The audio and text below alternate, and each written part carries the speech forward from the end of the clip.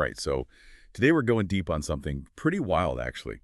We're diving into the whole Thule Society thing and all those persistent rumors about Nazi activity in Antarctica. Yeah, it's a fascinating area, isn't it? A real blend of, you know, secret societies and these massive expeditions to the most remote corners of the planet, and then these truly strange beliefs. Right, and all of that potentially leading to some pretty bizarre discoveries on the ice itself. Exactly. The listener sent us some pretty interesting sources, and I have to say the material paints a picture that's historically intriguing, but also pretty unsettling. Yeah, for sure. There are all these threads that seem to connect the Thule Society's origins to things like Operation Highjump and then the whole occult side of the SS with their Black Sun rituals. And then we have some reports coming out of Antarctica that are really compelling, even if they are unverified. Right. So our goal today is to kind of follow these threads and see what kind of sense we can make of it all.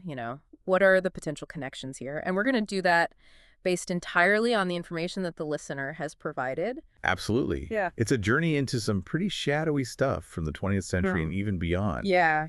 And to understand any of this, I think we need to start at the beginning with the Thule Society. Yeah. They seem to be at the root of a lot of these ideas. I agree. The Thule Society was founded in Munich back in 1918 by this guy, Rudolf von Sebettendorf. Yeah. And they were not your typical historical society. Their main interest was this myth of Hyperborean. Hyperborean. Yeah, it's this legendary land in the far north. And what's really interesting is trying to understand why this myth was so powerful for them. You see, within esoteric traditions, Hyperborea often symbolizes a lost golden age, a land of, advanced beings and spiritual enlightenment. The Thule Society took this idea and really twisted it, though. They claimed that their Aryan ancestors came from this Arctic paradise, Okay. that they possessed this pure, almost divine bloodline. Wow. And this belief in a superior ancestral race became super central to their ideology, and it fueled all their secretive activities. And this wasn't just some abstract philosophical thing, was it? You can really see how these occult ideas seeped into the Nazi regime, especially with Heinrich Himmler and the SS. Exactly. A really disturbing example of how esoteric beliefs can be weaponized, Yeah. Himmler was really into all these occult and pseudoscientific theories. He saw the Thule ideology as this powerful tool to legitimize the Nazis' racial agenda. It provided this mystical justification, even though it was completely fabricated. Okay. And this idea of pursuing and preserving this imagined pure blood, it had absolutely devastating real-world consequences. Absolutely. And then there's that archival audio clip that the listener sent us. Oh, yeah. It's this translated German voice, all crackly with age, and it's saying, the Antarctic is not merely ice. It is the gateway to Agartha, the realm of the hollow earth. The Black Sun will awaken our ancient gods. Yeah, it's a chilling piece of audio. It connects their bizarre beliefs directly to Antarctica. Right. And it makes you wonder what exactly they were thinking. For anyone who might not be familiar with the concept of Agartha, it often refers to this hidden subterranean world. An inner Earth. Right. So they weren't just thinking about some surface level presence in Antarctica, but this potential connection to something much deeper. That's a really good point. And this raises the question of how these esoteric beliefs were translated into real actions, particularly when it comes to Antarctica. And that's where Operation Highjump comes in. Exact. This is where the story starts to feel like a real-world thriller. In 1946, right after World War II, the U.S. launches this absolutely massive expedition to Antarctica. It's called Operation Highjump, and it involved 13 warships and almost 5,000 personnel. Huge undertaking. Officially, it was a research mission, but the sheer scale of it so soon after this global conflict, you have to wonder if there was something else going on. I agree. It's very suspicious. Yeah, and then you have Admiral Byrd, who is a key figure in the operation. And he writes this diary entry where he mentions encountering enemy aircraft capable of incredible speeds. That doesn't sound like something you'd expect to see on a routine research expedition. No, it doesn't. What kind of aircraft are we talking about here?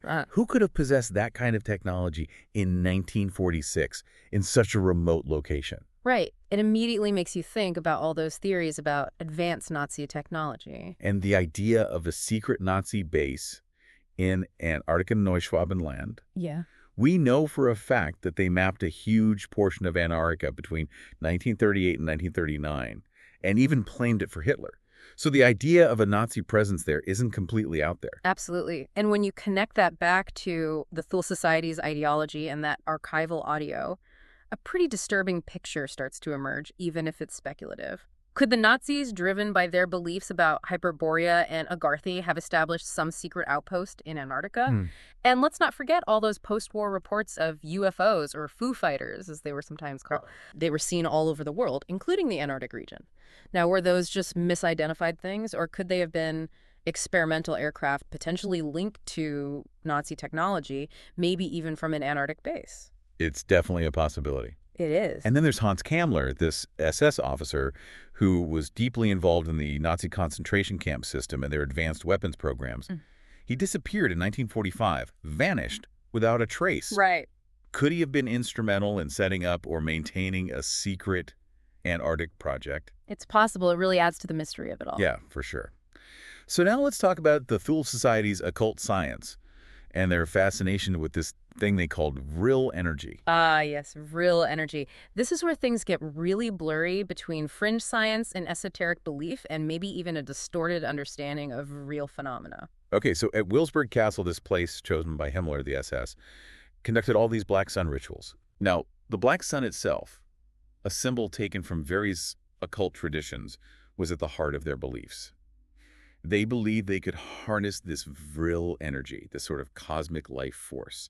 They thought they could manipulate it to bend reality itself. It sounds like something out of a fantasy novel. I know, right? Yeah. But these were powerful people who genuinely seemed to believe in it. They did. And what's particularly interesting here is the supposed connection between their occult beliefs and their actual technological pursuits. Right. The listener sources talk about theories about Nazi anti-gravity experiments and the development of flying discs powered by Vril energy. Exactly. And there are even figures like Victor Schallberger, who was known for his unconventional ideas about implosion technology, who are often linked to these claims.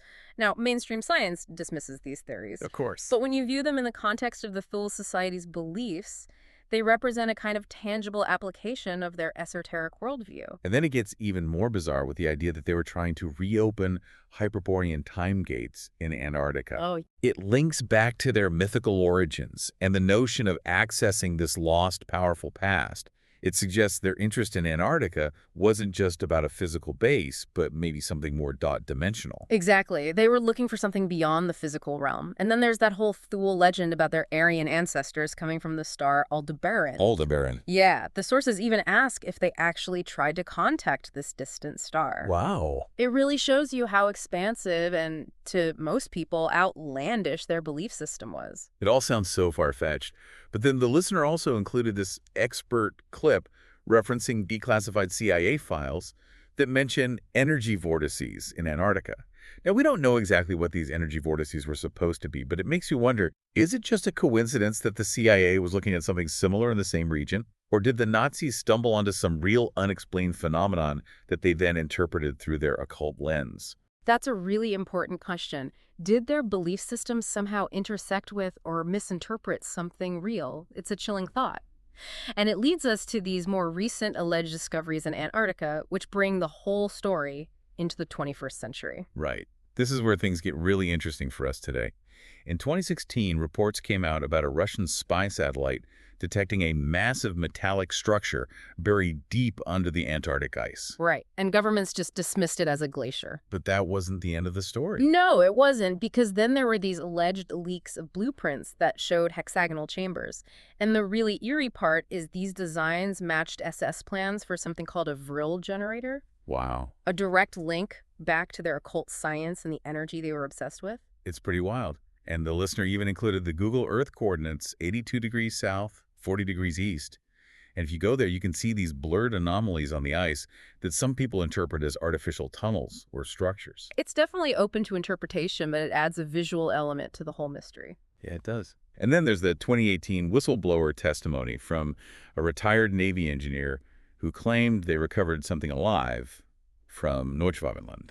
It's a sensational claim, and it's important to remember it hasn't been corroborated, but it definitely contributes to all those rumors and the sense that there's something unusual hidden under the ice. So to recap, we've gone from the Thule Society's strange origins and their obsession with a mythical Arctic homeland to the mysterious events of Operation Highjump and those persistent rumors of a Nazi Antarctic base, then into the realm of black sun rituals and their occult science, and finally to these extraordinary recent discoveries. And what's really striking is how these seemingly disconnected elements are all linked, at least in the realm of speculation. Right. The Thule Society's esoteric beliefs form the foundation. Operation Highjump hints at a potential encounter or a significant investigation. The Black Sun rituals point to a belief in harnessing unknown energies. And those recent reports raise the question of whether any of it actually led to something real, something that might still be out there. It leaves us with so many questions. Was the black sun just a symbol of a fringe movement with dangerous ideas that eventually disappeared? Or is there something more to it, something still hidden in Antarctica? Right. Was all that stuff about Vril energy and time gates just occult madness? Or was there some kind of twisted science involved that we still don't understand? Right, and that brings us to a final thought, something for everyone to consider after this deep dive. Given all these historical threads, the persistent claims and the sheer strangeness of it all, is the idea of a dormant protocol, something left behind waiting to be reactivated or rediscovered in Antarctica. Is that just a crazy conspiracy theory? Or is it a possibility that we should at least consider? It's something to think about for sure. And for those who are interested, the show notes for this deep dive include references to Dr. Joseph Farrell's The Black Sun Unveiled and that documentary Third Reich Operation UFO from 2006. Yes, and we also encourage you to check out those Google Earth coordinates for yourselves and see what you make of them. Absolutely. But it's really important to remember, as the listener sources also point out, that we've been exploring historical theories, unverified accounts, and speculative connections. So approach this information with a critical mind as you continue to explore these topics. They're fascinating, but definitely unsettling. Couldn't agree more. Until next time, stay curious and keep diving deep. Absolutely.